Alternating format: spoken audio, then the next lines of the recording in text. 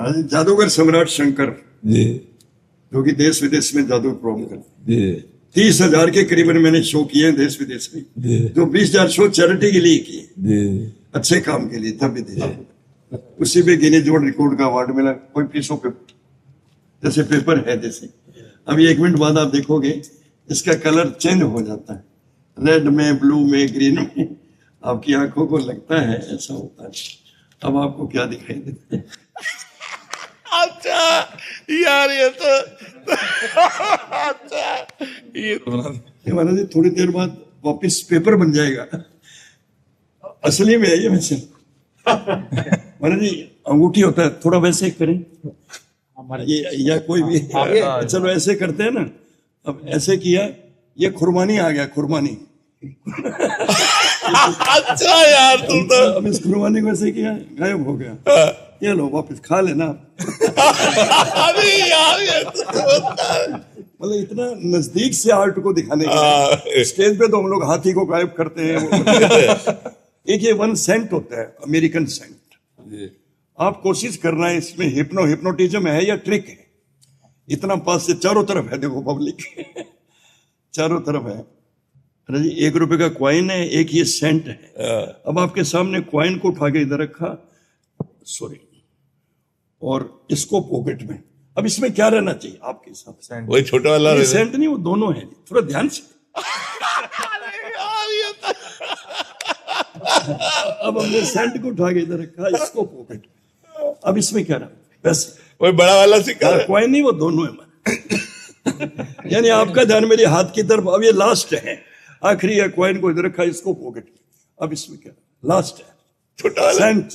हाँ। वही सेंट ही बचना चाहिए, वास्तव में सेंट बचा। यार ये तो चमत्कार है।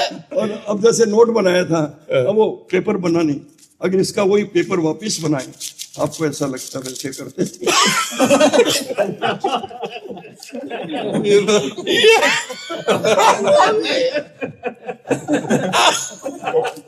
अब काफी लोग कहते हैं ये वाला सिखा दो और कुछ नहीं सिखा।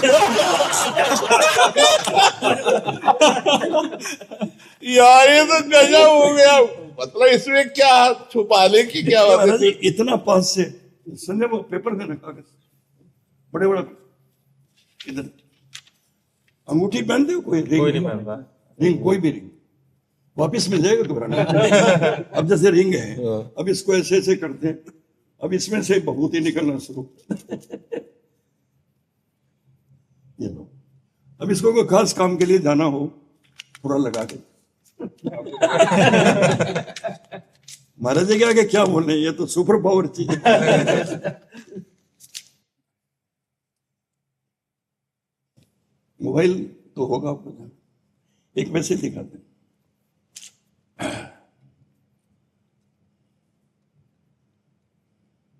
अरे जी मोबाइल है ना, अब इसको बॉल को ऐसे करते हैं, हाथ में आ जाता है।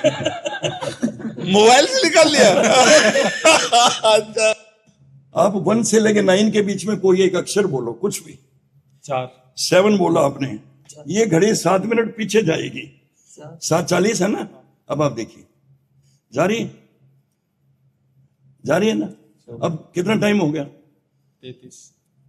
7:33। सब मोबाइल में यही होगा, सबके मोबाइल में यही टाइम होगा। अब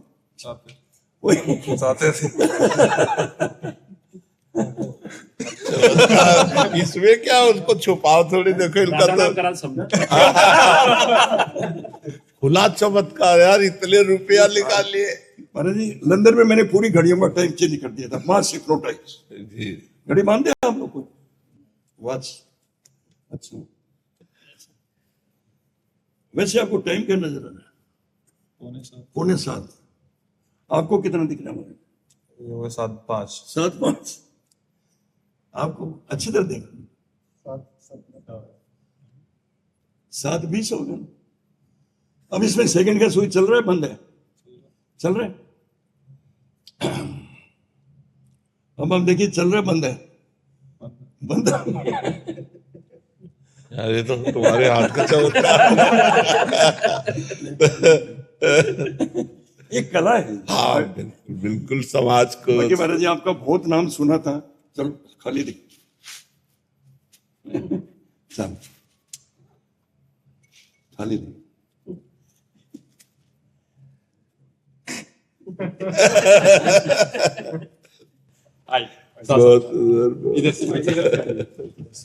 जय जय श्री राधा, जय जय जय श्री राधा।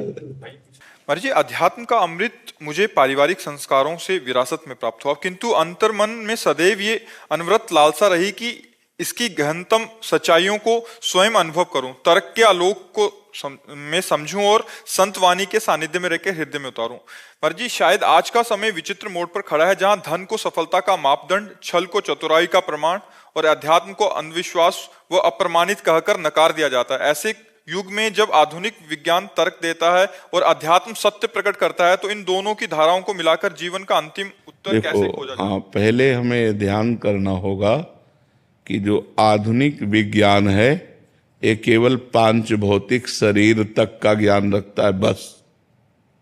आप हमें बताइए, क्या मन का एक्सरा हो सकता है? क्या मन का अल्ट्रासाउंड हो सकता है? सीटी स्कैन हो सकता है? क्या बुद्धि का हो सकता है? तो फिर इसके आगे कारण शरीर है, विज्ञान जानता ही नहीं।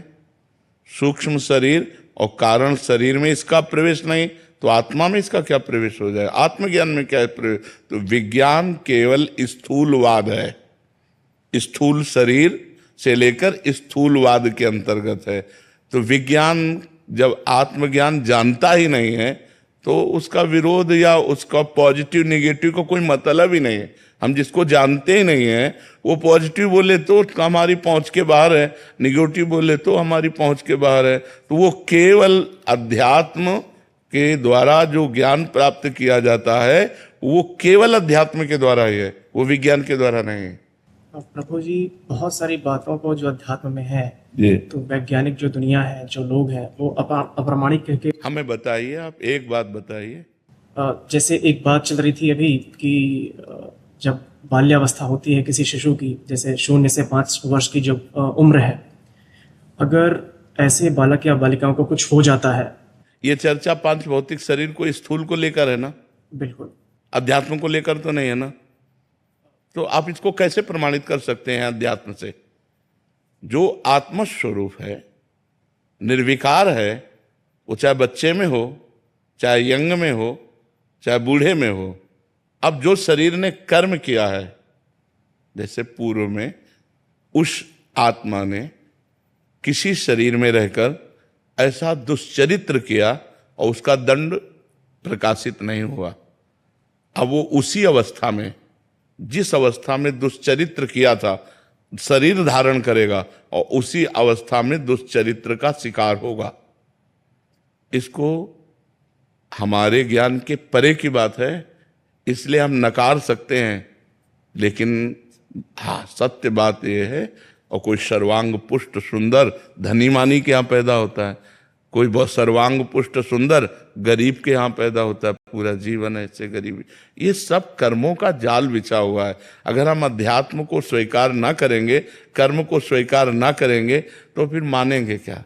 एक आदमी एसी चला करके फिल्मी गाना सुनते हुए कार में जा रहा है, कार में आग लग जाती है और वो मर जाते हैं। ये क्या है? वैज्ञानिक बतावें इसमें उसका क्या दोष क्या है? वो तो आनंद से जा रहा है। ऐसा क्यों हुआ? बोले उसका पूर्व का पाप उसको भस्म कर रहा है।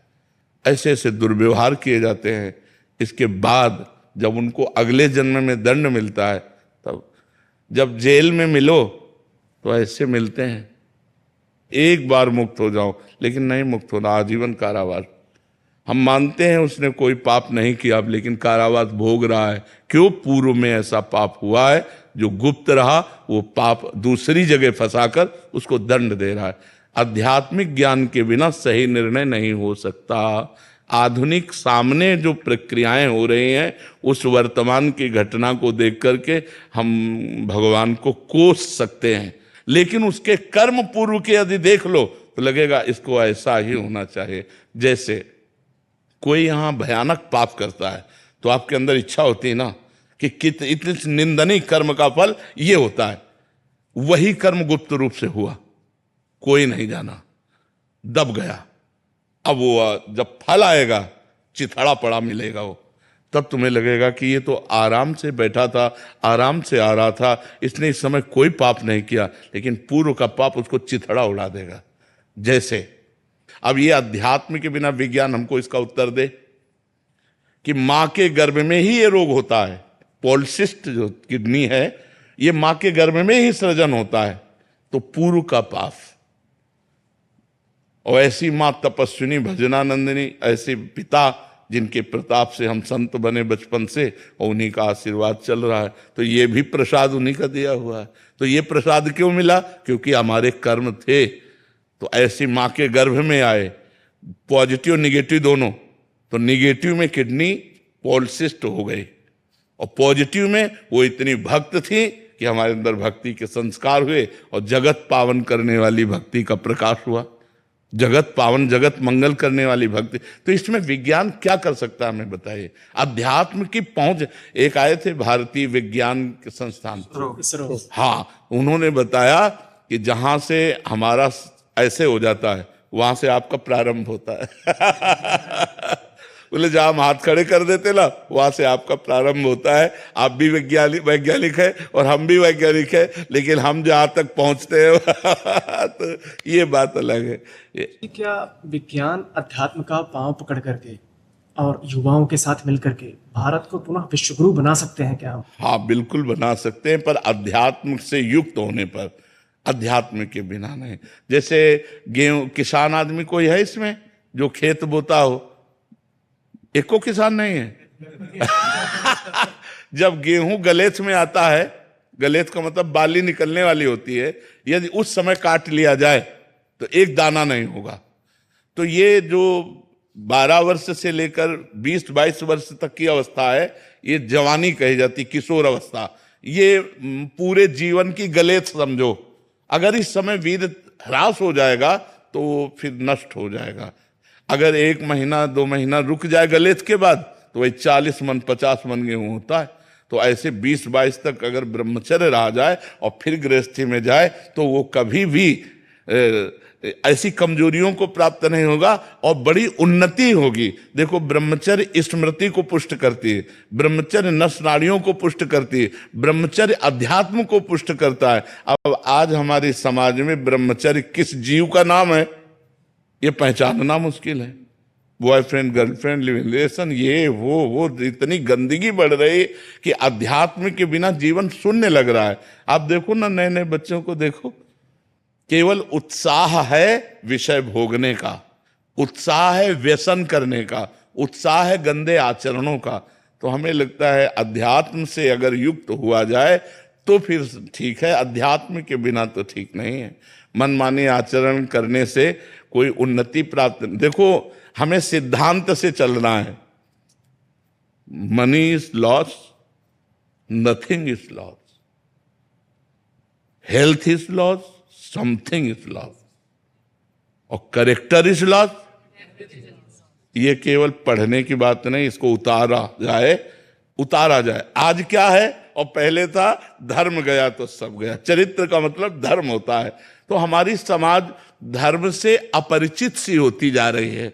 शास्त्र स्वाध्याय, संतों के वचन जब हम मानेंगे, तब हम समझेंगे हमारा धर्म क्या है। 4 बजे सुबह उठना, स्नान करना, भगवान शंकर में 1 लोटा जल चढ़ा देना, 10-20 मिनट बैठकर नाम जप करना, किसी स्तोत्र का पाठ करना, माता पिता गुरुजनों को प्रणाम करना, फिर अपनी दिनचर्या में चले जाना। अब 9 बजे तक सोते हैं तो क्या अध्यात्म? आप सोचो, 9 बजे तक, 10 बजे तक, 11 बजे तक सोते हैं लोग। ये क्या दशा हो रही है? रात्रि में 2-2, 3-3 बजे तक जगे और ऐसे मनोरंजन में, और फिर सुबह 10-11 बजे तक सोए, तो जीवन को व्यर्थ नष्ट किया जा रहा है। अध्यात्म के बिना जीवन, 4 घंटे 24 घंटे में सोने पर बिल्कुल आराम से हम रह सकते हैं, 4 घंटे सोने पर। और 6 घंटे 7 घंटे यदि आप सो, तो आप सोचो 10 बजे सो जाओ, 11, 12, 1, 2, 3, 4, 6 घंटे सो गए ना आप, तो 10 बजे और 4 बजे के बीच का अगर नींद में गया, इसके बाद बढ़िया दिनचर्या। हम कह रहे 5 बजे उठ जाओ, कम से कम सूर्योदय के पहले तो उठ जाओ, पर लोग कैसे उठेंगे? क्योंकि रात्रि में उनको विलासिता करनी, मनोरंजन करना है, अपने मन को शांत एकांत होता है ना, उस समय जैसे योगी भजन में मन लगाता है तो भोगी भोग में मन लगाता है। तो इसलिए अध्यात्म के बिना जीवन सुरक्षित रहे। तो यदि हम अपने समाज को धर्म की शिक्षा, अध्यात्म की शिक्षा, शास्त्र शिक्षा दें तो ऐसा नहीं कि परिवर्तन नहीं होगा। आज लाखों लोगों का परिवर्तन है, क्योंकि यहां आकर के जब बोलते हैं तो मुझे पता चलता है कि लाखों लोगों का, अगर हम प्रयास करें वो प्रयास तभी हो सकता है। पहली बात, अर्थ की चाह ना हो, अर्थ की चाह ना हो, और दूसरी बात, जो बोल रहे हैं वो जीवन में होना चाहिए। अगर हमारे जीवन में ढकोसला है, पाखंड है, तो हमारी बात तुम्हारे ऊपर असर ही नहीं करेगी। वो तभी करेगी जब हम वैसे ही आचरण से चलें, वैसे ही जो तुम्हें उपदेश कर रहे हैं वही हमारे जीवन में हो, और उस उपदेश का कोई मूल्य ना ले तो उपदेश। अगर हम परमार्थ की भावना से, क्योंकि अध्यात्म बिकता नहीं है, और जो बिकता है उसे अध्यात्म नहीं कहते, ये पक्का बात समझना। आप ऋषि परंपरा से इतिहास उठाकर देख लो, तो यदि हम मिल करके अपना सुधार करें और अपने पड़ोसी का सुधार करें तो हमारा समाज, क्या पूरा देश सुधर जाए। हम अपने को सुधारें, पहले हम में आचरण। हमारे यहाँ पद्धति है, जो हम उपदेश दें वो स्वयं में होना चाहिए। ये नहीं कि पर उपदेश कुशल बहुते, दूसरे को उपदेश दे और अपने में वो आचरण है नहीं, तो उसी को पाखंड कहते हैं, उसी को नाटक कहते हैं, उसी को दंभ कहते हैं।